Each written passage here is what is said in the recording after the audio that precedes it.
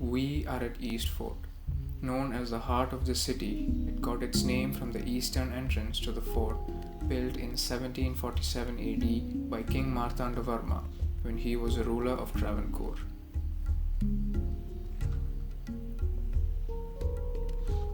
The rich culture around the fort led the Diwan of Travancore to establish a market which would act as a central point for supply of commodities to the kingdom, thus forming the Chala market, which is now a densely packed market and cultural hub situated opposite to the fort.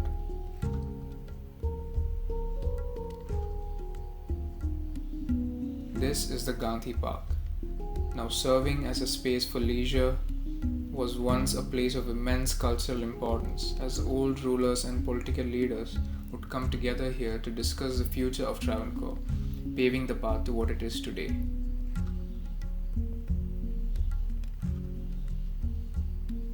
From the park, we can get a good look at the Sri Padmanabhapuram temple.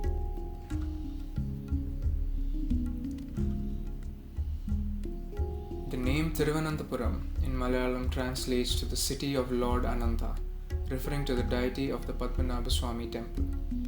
The temple is built in an intricate fusion of the Chera style and the Malayalam style of architecture, featuring high walls and a 16th century gopura. The path towards the temple houses multiple buildings which used to be occupied by the pujaris or priests and other workers of the temple. All the structures were built in the traditional Kerala style of architecture. The royal family surrendered the kingdom of Travancore to Padmanabhapuram and pledged to be servants of the deity. Now, we'll be heading to Takkale, Tamil Nadu to visit the palace of the old rulers of Travancore.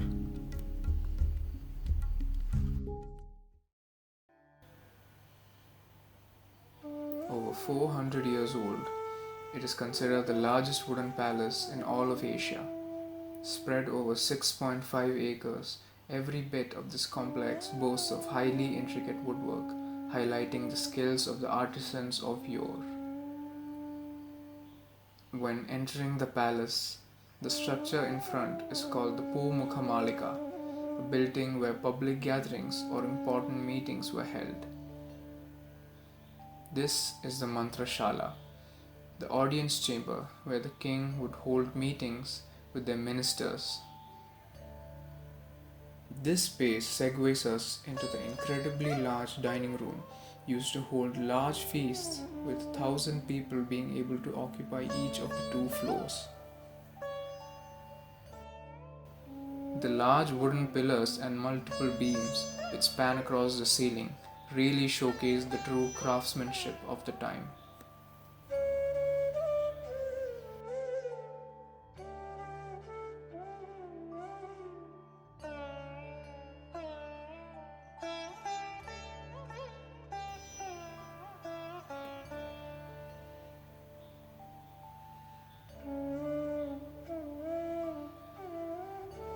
The Thai Kottaram, constructed in the 16th century by King Iravivarma, is the oldest structure in the palace complex.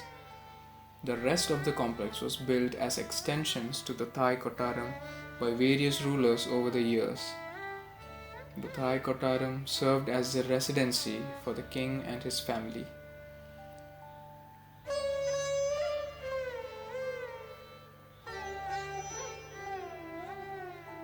The corridor windows were covered by charupadis, which helped with the security and also with ventilation throughout the building.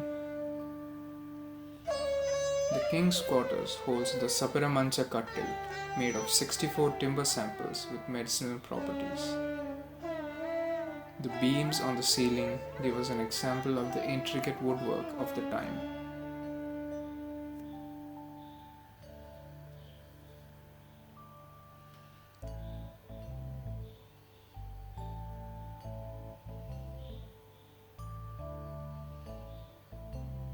This is the Ambari Mukhappu, a window where the king would come to have an audience with his disciples.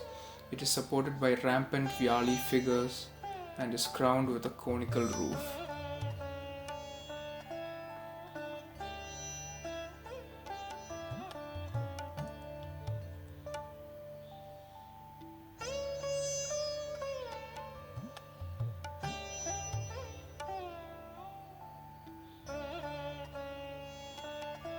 From the Thai Kottaram, we can proceed towards the Indravilasam Palace through the armory. This palace was inspired by the architecture showcased by the British because this place was for accommodating foreigners.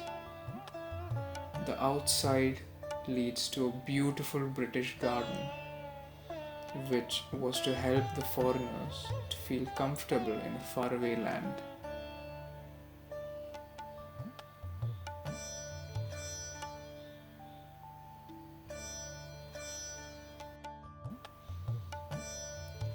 The final structure of importance is the Navaratri Mandapam, constructed in Dravidian architecture, showcases diversity in the palace complex.